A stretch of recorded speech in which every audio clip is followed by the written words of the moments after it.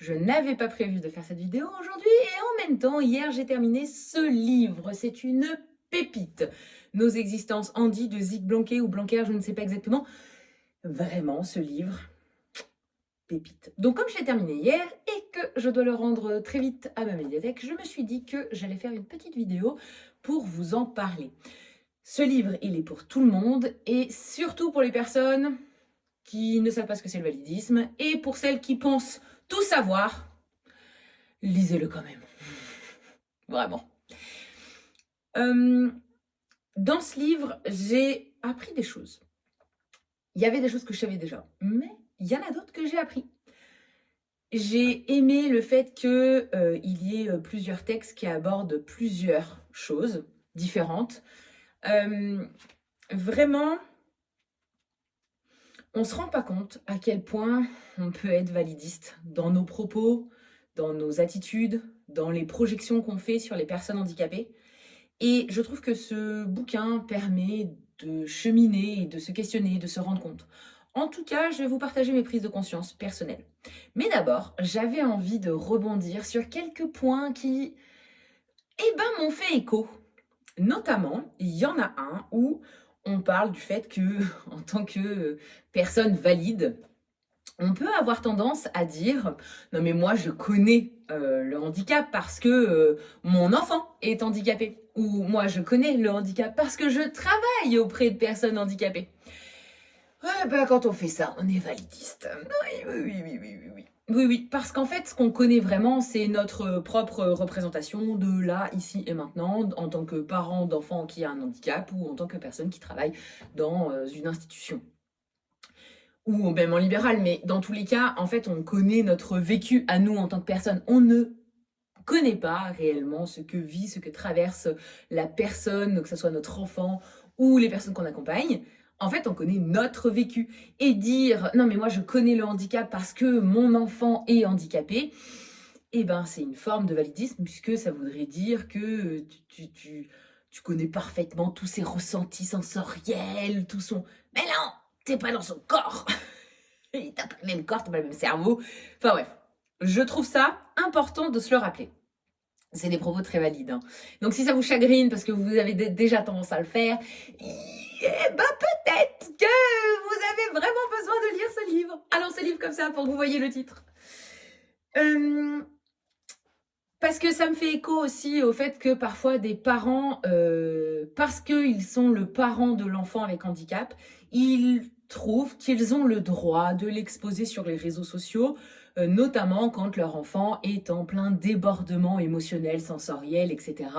Et donc ils vont le filmer et l'exposer sur les réseaux sociaux. Et quand ils sont remis en cause par notamment des personnes handi, les parents vont dire non mais je sais ce que c'est, je suis concernée par le handicap parce que mon enfant.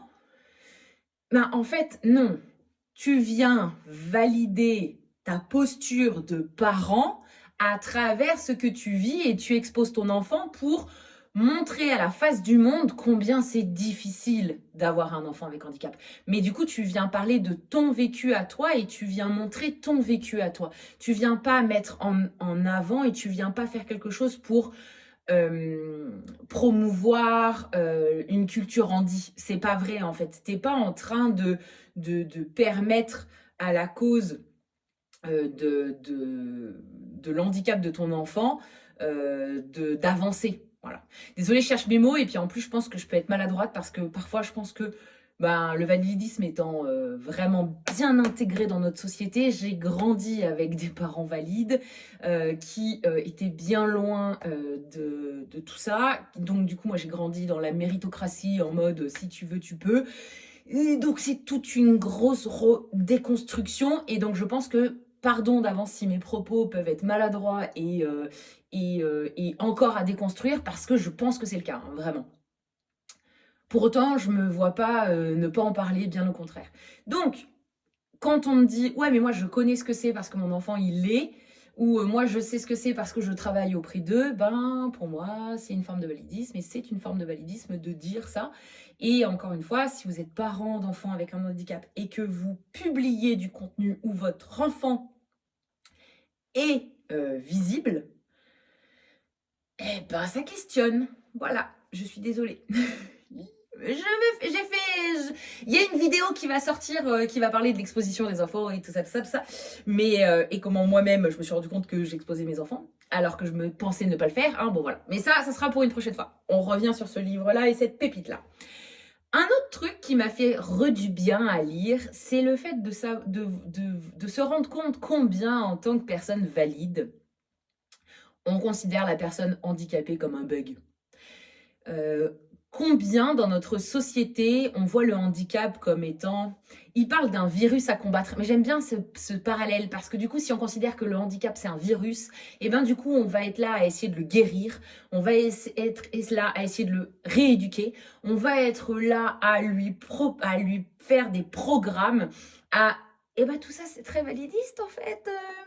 Parce que ça veut dire qu'en fait, ce qu'on cherche, c'est à le normaliser. C'est-à-dire que si on considère que la personne handicapée, elle n'est pas dans la norme, elle n'est pas valable, elle n'est pas valide, elle n'est pas la norme, eh ben on va chercher à la remettre dans la norme. Et là, ça fait écho quand même pas mal à toutes ces approches qu'on peut des fois avoir. Alors moi, je parle beaucoup des troubles neurodéveloppementaux sur mes réseaux sociaux, donc bon, on va parler des troubles neurodéveloppementaux, mais comment il y a eu des courants, il y en a encore qui sont en mode on va normaliser et on va donc effacer des stéréotypes parce que c'est trop visible et que c'est un peu chelou. On va rééduquer cet enfant qui refuse de mettre un pantalon parce que sensoriellement ça le dérange, mais parce que en fait c'est pas la norme d'être en short en hiver.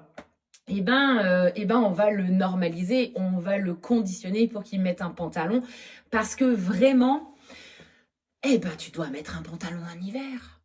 En fait, tout ce truc-là des normes sociales, comment vraiment ça fait écho aussi des fois aux programmes d'habileté sociale que j'ai pu lire de certains confrères ou consoeurs qui m'exaspéraient parce que lire à la fois dans le même programme, on va valoriser quand l'enfant il exprime ses émotions et en parallèle on le punit quand il fait un caprice parce qu'il a perdu un jeu. Mais il y a un problème dans ce que tu proposes.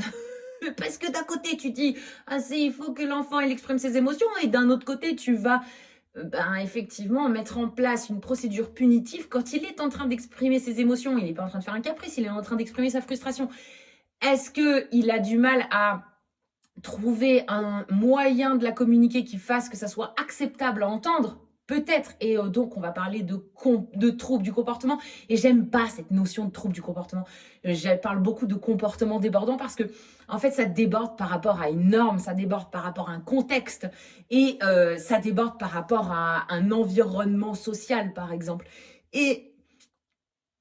C'est tout ça en fait. Et donc comment on est dans une société où on cherche à guérir l'autisme, où on va cachetonner le TDAH, où on va institutionnaliser la personne qui a un trouble du développement intellectuel. Comment en fait on va chercher à rééduquer, à insérer dans la société ces personnes handicapées. Ça va avec un autre point que je savais déjà, hein, mais comment nos politiques aiment bien se déculpabiliser en se disant on fait des plans. On a prévu des plans. Bon, et sur le terrain, clairement, entre ce qu'ils ont imaginé et puis la réalité, il y a un monde. Hein. Comme ça, on a des lois qui permettent que la personne handi, elle a des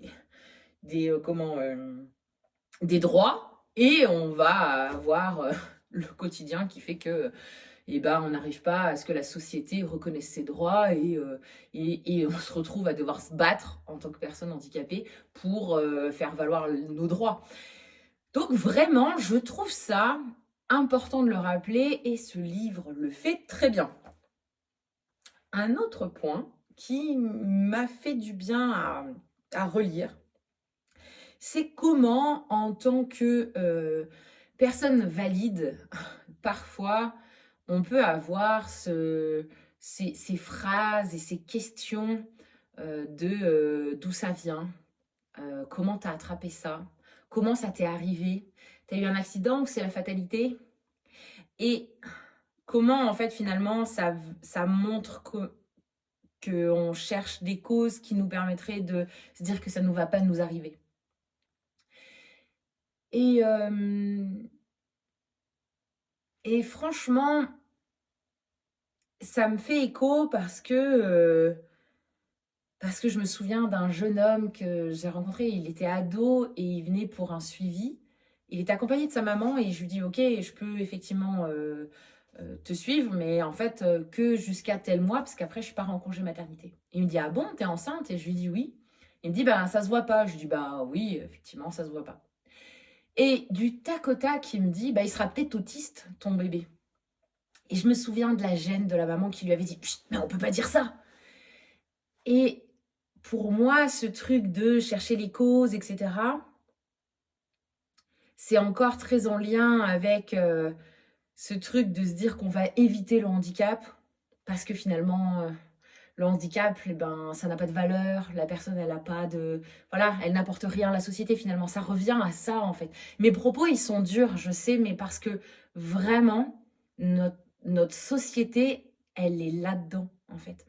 Et elle est vraiment dans considérer à mettre en place des choses pour, bah, que la culture handi, elle ne se voit pas. Et je me souviens très bien de voilà, de cette gêne de cette maman qui était là: «Mais tu peux pas dire ça» et de lui qui dit du tac au tac: «Bah quoi? Moi je suis bien autiste, son bébé il peut être autiste aussi». Et effectivement, j'avais souri, je lui avais dit: «Bah c'est vrai, tu as raison, en plus c'est une naissance sur 100 donc possiblement, effectivement, je peux avoir un enfant autiste». Et sa mère était tellement gênée qu'il ose me dire ça, mais parce que c'était ces représentations de personnes valides. En fait, en quoi, l'existence, de mon bébé, s'il soit autiste ou pas autiste, elle avait plus ou moins de valeur ou pas valeur? Bah non, en fait, c'est un être humain. Et je vais finir avec un point, que j'ai beaucoup aimé, c'est dans le chapitre, il est à la page alors attendez, je regarde parce que j'ai vraiment aimé. Je crois que si vous avez un chapitre à lire, il y a «La culture du valide», page 59. Celui-là, il faut le lire, absolument. Non, mais il faut lire tout le livre, hein, mais si vraiment, voilà. Et page 99, vous avez un chapitre qui s'appelle «Les noces du courage et du handicap». Ce bon courage, ce fait de voir la personne handicapée comme étant forcément courageuse, c'est comme si la société, elle venait se déculpabiliser d'être validiste. Ben, on peut être validiste parce qu'en fait, la personne handicapée, elle va se battre pour s'insérer dans la société. Ah, je trouve ça terrible parce que c'est tellement ça, notre quotidien, que on peut voir. Et je dis «notre» parce que en fait, on est tous concernés par ce validisme, sincèrement. Je vous l'ai dit, c'est inscrit, c'est tellement là, que même quand on est une personne avec un handicap, on peut avoir des propos validistes. Moi, j'ai entendu des personnes, dire, «Ah mais ça va, moi j'ai que ça, je suis pas, voilà, je suis pas quoi?» Comme si, ta vie avait plus de valeur que celle de l'autre parce que vous avez pas le même handicap. What the fuck? Enfin, ça il y a un truc comme ça qui montre combien le validisme, il est inséré vraiment dans notre société et comment on est biberonné avec le validisme et combien ça demande de se déconstruire, de lire, de s'informer, de reconnaître que parfois, effectivement, on a fait de la merde, on en fait encore, on peut avoir des propos qui ne sont pas les bons et combien il est important ben, de continuer de se déconstruire pour justement s'améliorer et enrayer en fait cette culture du valide. Je vais finir avec mes prises de conscience. J'en ai fait plusieurs et certaines en tant que maman et d'autres en tant que professionnelle. Et puis je terminerai par un petit questionnement. En tant que mère, je me suis rendu compte en lisant ce livre comment je pouvais mettre en avant comment je vais dire ça? Parce que c'est dur, parce que j'ai pas envie de parler de mon enfant, mais en même temps, c'est ce que je fais.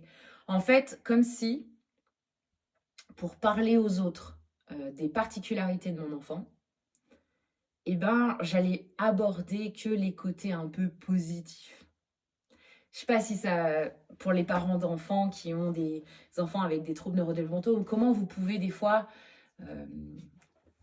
invisibiliser les aspects négatifs des handicaps de votre enfant face à une personne lambda qui ne connaît pas ça, et où comment vous allez valoriser sa ténacité aux apprentissages, comment vous allez mettre en avant que il arrive à suivre un cursus ordinaire, comment vous allez mettre en avant le fait qu'il ait pu, je sais pas, accéder à telle formation ou à tel métier. Et finalement, comme s'il y avait que ça de valable, comme si en fait, l'existence de notre enfant n'avait quelque chose de valable et de possiblement à transmettre que sur des aspects qui correspondent à la norme valide en fait. En tout cas, moi je me rends compte que c'est des choses que je peux faire. Et du coup, je vais faire attention à comment maintenant je fais. Parce que finalement, quand je fais ça, c'est comme si je venais renforcer le validisme, en fait. Et je pense que voilà, on a tous à faire attention à comment on parle, parce que justement, en fait, sinon, on entretient ce validisme dans la société. Et des autres points qui, donc, en termes de prise de conscience, à un moment donné, en tant que professionnel, quand j'ai lu ce livre, vraiment ce qui me reste, c'est ce truc de me dire qui je suis pour juger que le projet de telle ou telle personne en dit, que le choix de telle ou telle personne en dit, n'a pas à être encouragé, entendu, parce que ça correspond pas à ce qui est possible de faire, parce que ça ne se fait pas, parce qu'il n'en sera pas capable, parce que si, parce que ça. Et en fait, je suis personne. Je suis une personne valide qui n'est pas concernée par tous les handicaps que je peux voir chez les personnes que j'accompagne. Et donc, c'est pas mes projections de personnes qui ne vivent pas ce qu'elles vivent, qui peut servir comme étant le seul juge si oui ou non c'est valable ou pas, en fait. En tout cas, c'est un truc que je vais garder en tête maintenant en tant que professionnelle, parce que sincèrement, des fois, on peut se retrouver par exemple, à faire des évaluations, hein, clairement, en tant que psycho. Et, et ces évaluations, elles peuvent avoir un impact pour une orientation en institution, par exemple, ou pas. Ça me questionne. Pourquoi, par exemple, en France, il y a une telle institutionnalisation du handicap, comme si c'était la seule voie possible. De toute façon, en même temps, on voit bien, parce que quand les personnes ou leur famille se disent on peut faire autrement et on peut inventer autre chose, la société, elle est tellement dure avec eux. Enfin, c'est genre, ah, d'accord, tu veux pas aller en institution? Eh ben, débrouille-toi. C'est horrible, je trouve ça incroyable. Donc voilà, ça pose vraiment question. Et l'autre point aussi, c'est, j'avais déjà en tête, mais c'est venu vraiment aussi appuyer ça, c'est ce truc de me dire à quel point, en tant que professionnel, on peut être dans la superposition des suivis parce que c'est recommandé. Parce que on a des normes qui nous disent que tel et tel programme sont recommandés, et où du coup on se retrouve à se superposer les uns aux autres, parce qu'il faut de la psycho, parce qu'il faut des groupes d'habileté sociale, parce qu'il faut le psychiatre, parce qu'il faut l'ergothérapeute, il faut la psychomotricienne, il faut l'orthophoniste, il faut. Ça fait des sacrées semaines en fait, et je trouve que c'est pas très juste parce que en fait, il n'y a pas de il faut.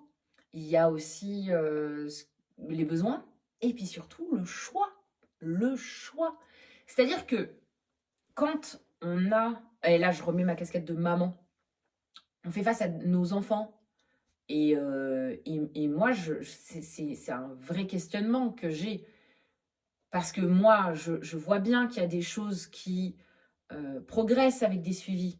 Maintenant, qui je suis pour vraiment imposer un suivi à mon enfant s'il ne le veut plus, en fait, s'il n'en a plus envie, s'il aspire à autre chose? Alors on va me dire, oui, mais tu es son parent. Ouais, d'accord, mais si ton enfant ou ton ado, il en a plus rien à foutre d'aller chez l'ergo, la psychologue, le groupe d'habileté sociale ou je ne sais quoi, et qu'il y va à reculons, quel est l'intérêt? Nada, rien que dalle, il n'y a pas d'intérêt en fait. Il va pas généraliser ce qu'il est en train d'apprendre, il est en train de perdre du temps et toi de l'argent. Enfin, vraiment. Et donc, ça questionne vraiment parce que moi, je l'ai vécu en tant que professionnelle, d'avoir des ados qui disent clairement, en fait, je vois pas pourquoi je viens ici. Ah non, je me souviens toujours d'une ado qui m'avait dit, en fait, je vois pas pourquoi ma mère, elle te paye 60 euros, alors qu'avec 60 euros, elle pourrait m'acheter un jeu de console. Je me souviens tellement de ça. Et je lui avais dit, oui, en fait, tu t'en fous, tu viens parce qu'on t'a dit de venir. Et elle m'a dit, bah ouais, en fait. La première fois que je t'ai vue, j'avais des questions à te poser, t'as répondu à mes questions. Maintenant, je vois pas pourquoi je devrais continuer à te voir, en fait. Et donc, voilà. Mais ma mère, elle a dit qu'il fallait que je vienne, alors je viens. Ben non, en fait. Ton choix, il a de l'importance. Ce que tu dis, ça a de la valeur. Et, et si moi, en tant que professionnelle, je fais pas attention à ça, il y a un problème en fait. Je peux pas en tant que professionnel me dire qu'il faut une superposition de suivi parce qu'il faut une superposition de suivi. Non, il n'y a pas de il faut en fait. On a vraiment besoin de questionner cette représentation que pour que l'enfant handicapé il soit bien rééduqué, il lui faut X suivi, X méthode, etc. Ça n'a pas de sens. Vraiment, pour moi, ça n'a pas de sens. Ça revient à cette fameuse norme, à ce fameux bug qu'on considère chez la personne handicapée. Et je vais finir avec un questionnement. Parce que du coup, je vous ai déjà parlé, donc je vous ai dit dans le livre, il y a tout un truc autour du courage, de comment on voit la personne handicapée comme étant courageuse, parce que d'office, on considère qu'elle est courageuse. Et comment à la fois ça vient déculpabiliser notre société validiste, mais ça revient aussi à dire à la personne handicapée, ben, accepte ton handicap, mais bats-toi contre lui quand même. Bon, désolé, il y a le chat, voilà. Hein, faut bien que j'ai un animal avec moi. Si c'est pas le chien, c'est le chat. Et ben, ça me fait un parallèle, et vraiment c'est un questionnement, parce que c'est déjà quelque chose qui me questionnait avant que je lise ce livre-là, de tout ce courant qui parle des neuroatypies comme étant des super pouvoirs. Vraiment. Ce truc de multipotentiel, hyper machin. Ça me questionne. Vraiment beaucoup. Je peux même dire qu'il y a une partie de moi que ça irrite. Parce que, pour moi, c'est du même ordre que le courage qu'on met à la personne handicapée d'office, en mode elle est courageuse quand même, avec tout ce qu'elle traverse comme épreuve. Elle est courageuse.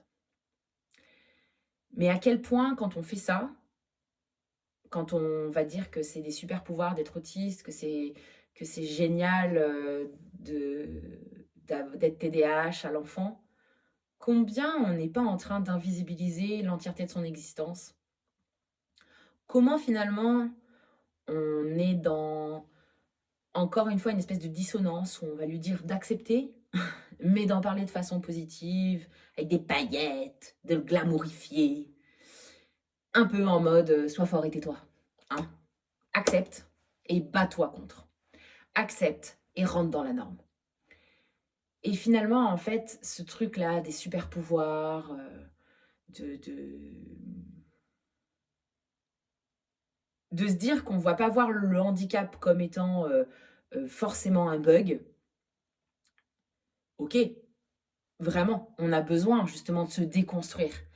Mais attention à ne pas tomber dans l'autre parallèle qui est du coup de devenir une injonction au bonheur, parce que l'inexistence d'une personne handicapée, c'est bien plus que ça ou ça en fait. C'est tellement plus. Et personnellement, j'ai pas envie de promouvoir ce truc de super pouvoir en fait. Parce que ben, je considère que le fonctionnement neuroatypique, à des moments donnés, dans certains contextes, ça a des avantages, mais il y a d'autres moments où clairement, c'est un truc relou. C'est pas ça ou ça, et c'est tout en fait. Et non mais parce que soyons clairs, je vais donner un exemple perso. À la fois, mon TDAH m'amène à avoir une espèce de quand je fais quelque chose, d'être super motivée, d'être à fond, de pouvoir avoir des capacités d'autofocus qui font que je me coupe de mes sensations. Ça a des intérêts, des fois, quand tu dois écrire un livre et que tu as une deadline très, très serrée. Mais pour autant, ça a des désavantages.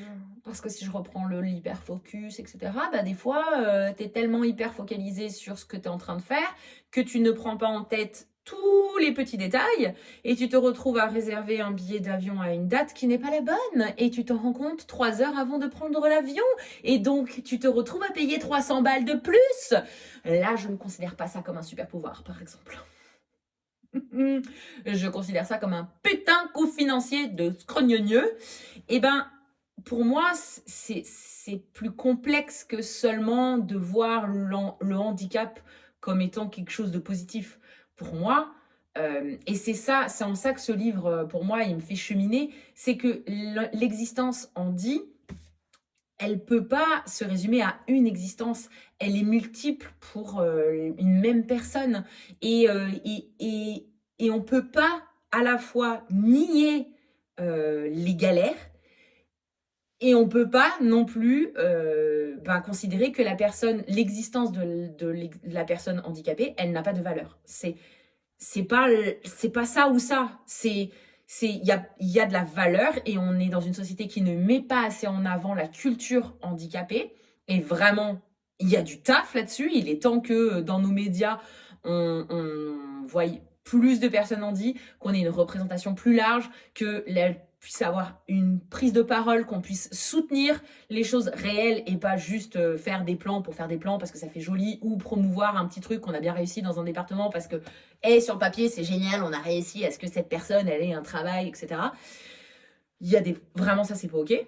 Ou, dans cette commune, eh ben, on a que des plans inclinés, génial. Et en même temps, tu passes le panneau et là, il y en a plus avec des marches. Enfin, il y a un problème quand même. Dans notre société, on a vraiment des choses à bosser.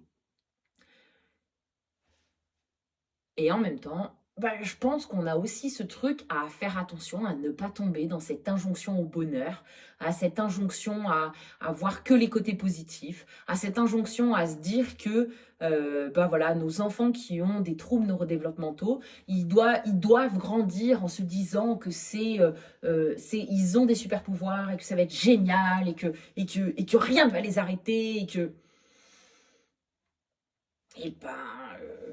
moi, ça me questionne. Voilà. Je m'arrête là. Franchement, je vous laisse avec mon gros package, parce que là, la vidéo, elle commence à durer un peu trop longtemps. Ce livre, je vous le recommande, Nos existences Andy de Zig Blanquet ou Blanquer, désolé encore pour la prononciation, aux éditions Monstrographe. Et voilà, vraiment pépite, je vous le conseille. À très vite pour une autre vidéo.